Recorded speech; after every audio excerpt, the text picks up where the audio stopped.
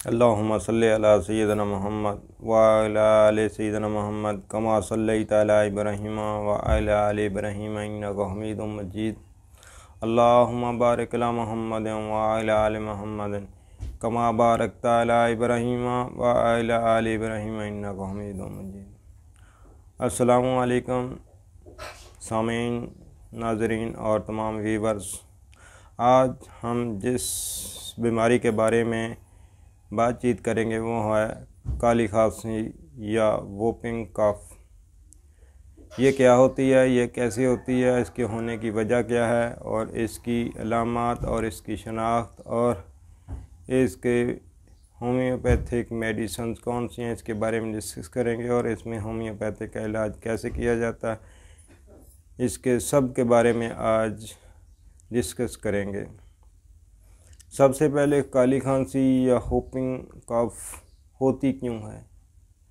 ये एक बैक्टीरिया है जिसके इंसानी जिस्म में इंटर होने से ये बीमारी पैदा होती है।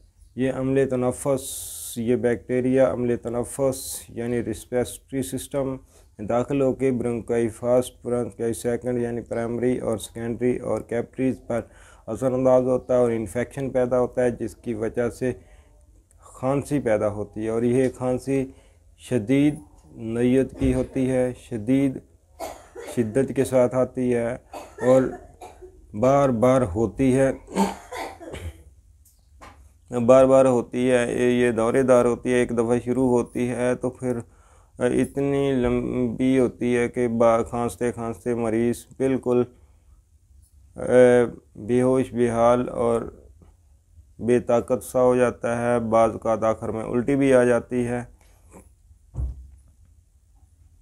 और इसका से इन मरीज़ का रंग स्याही माइल पड़ जाता है, यानी ये खांसते खांसते ऑक्सीजन और कार्बन डाइऑक्साइड का जो नॉर्मल एतदाल रहता है, फेफड़े जिसको कंट्रोल करते हैं, वो नहीं रहता। कार्बन डाइऑक्साइड खारिज नहीं हो सकती, ऑक्सीजन सही जिस्म को मिल नहीं सकती, जिसकी वजह से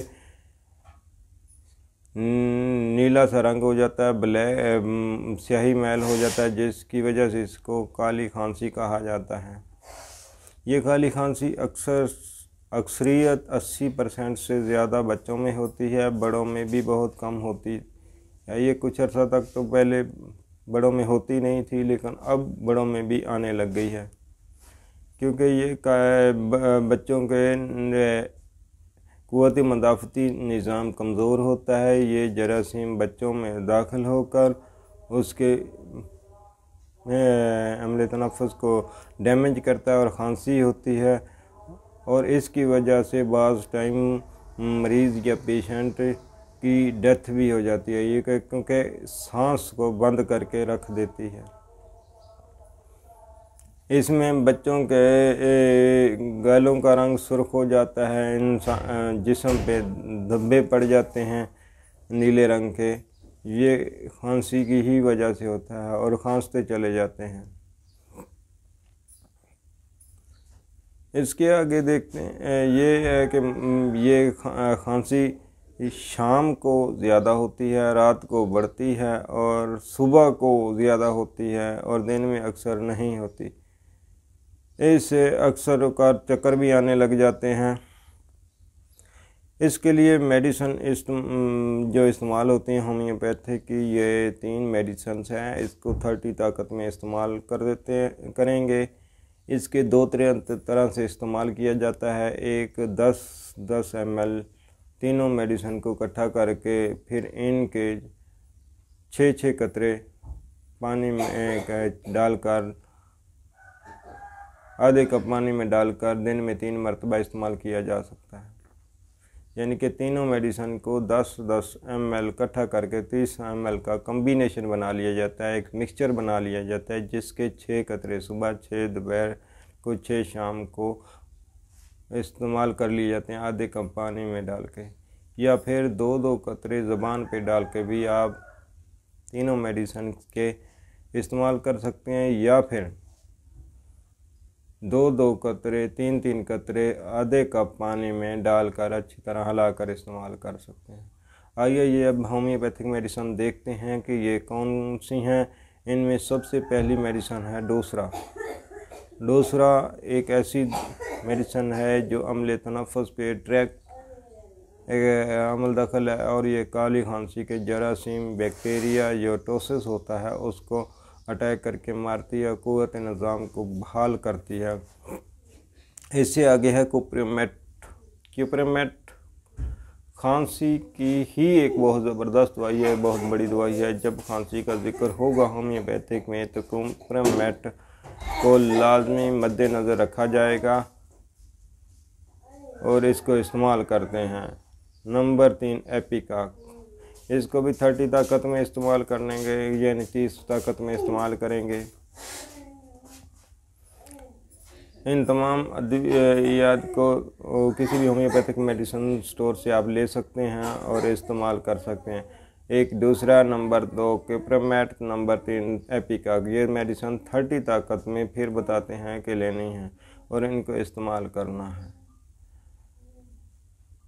अब परहेज़ क्या है इस बीमारी के लिए? सबसे पहले चिकनाई का कम से कम इस्तेमाल करें और ऐसी चीज़ें जो खांसी को बढ़ाती हैं, खट्टी और इन एलर्जी को चीज़ें और मीठी चीज़ें जो गले को ख़राब करें या खांसी को बढ़ाएं, ऐसी चीज़ों से परहेज़ करें ताकि बीमारी का मज़ीद ना बढ़ सके और जल्द कंट्रोल किया जा सके। ये खांसी जैसे जैसे ह्यूमैनिटी या क़ुव्वत मुदाफ़ा निज़ाम बढ़ता है और अंदर से मेडिसिन बैक्टीरिया वगैरह को किल कर देती है, मार देती है, तो वो ख़ुद ये खांसी ख़त्म हो जाती है और मरीज़ बिल्कुल ठीक हो जाता है। हमारे चैनल को सब्सक्राइब कीजिए, लाइक कीजिए और वीडियो को शेयर कीजिए ताकि ज़्यादा से ज़्यादा लोग इस वीडियो से फ़ायदा उठा सकें। अगली वीडियो तक इजाज़त दीजिए, इंशाल्लाह अगली वीडियो में मिलेंगे। अगर कोई सवाल जवाब या किसी किस्म का कोई मशवरा हो तो हमारे कमेंट सेक्शन में रब्ता कीजिए, इंशाल्लाह सबको जवाब मिलेगा। अस्सलामु अलैकुम वरहमतुल्लाहि वबरकातुहू।